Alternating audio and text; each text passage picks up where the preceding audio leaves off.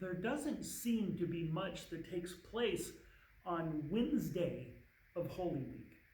There is an event where Jesus is at a meal at the house of Simon the leper, and most scholars would probably place that as being on Wednesday during Holy Week, but that's about it. So even if that belongs on Wednesday, the only thing that we see Jesus doing is resting, relaxing, spending time with friends. He appears to spend the day in Bethany with his friends and loved ones.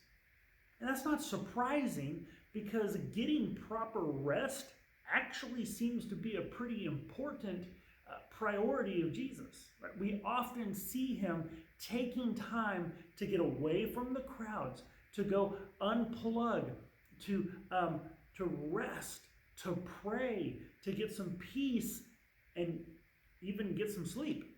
If you remember in, I believe it's Matthew 8, when after a long day of teaching and healing and casting out demons, they get in a boat to get away, and Jesus falls asleep. Remember, the storm comes and the disciples have to wake him up because he got in the boat and crashed. Man, Jesus needed some sleep. We see in Luke 9, whenever he sends out the 12 and gives them authority to preach the gospel and heal and cast out demons, and then they come back, and it says that he immediately takes them and goes off to a private place. So we see that getting rest, that unplugging, that some time apart, some time alone to recharge is an important thing. So often we get so busy running and running with so many things. I remember a friend of mine, and I should probably listen to his advice, but he told me one time that God put 24 hours in a day, and that is enough time for us to do everything that God would have us do in that day. And so we need to stop and make sure, are we doing what God wants us to do? And part of what that is that we need to rest. Something that so often happens is that we get so busy with work. I mean, and not just work like a job, but just getting stuff done, right? Like we can't stop moving. We just have so much, and we want to get it all done, and we just work, getting things done. And work is good. God gave us work. In the garden, before sin ever entered the world, there was work.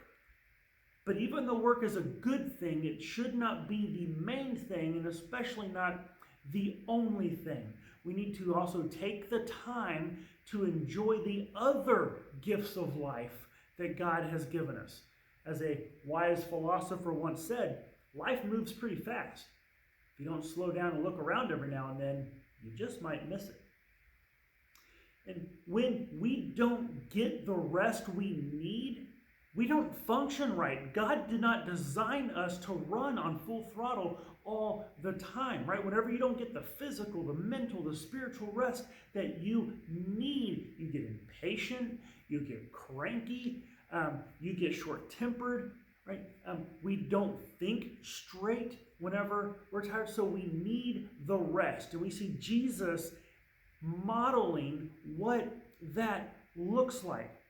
Here, what we see on Wednesday of Holy Week is that it is important to get that rest. No matter what else is going on, it's still important, maybe even more important because of what's going on. In the whirl of chaos, of the busyness, of the world-changing events that are taking place around Jesus, he still takes a day to spend time with friends and loved ones and rest for what is to come. And so we ought to follow his example. And we need to rest, not only to physically and mentally get the recharge, but also to spend the time on the other things, the blessings in life that God has given us, especially the relationships that God has given us that are such a blessing and a source of joy and empowerment in our lives.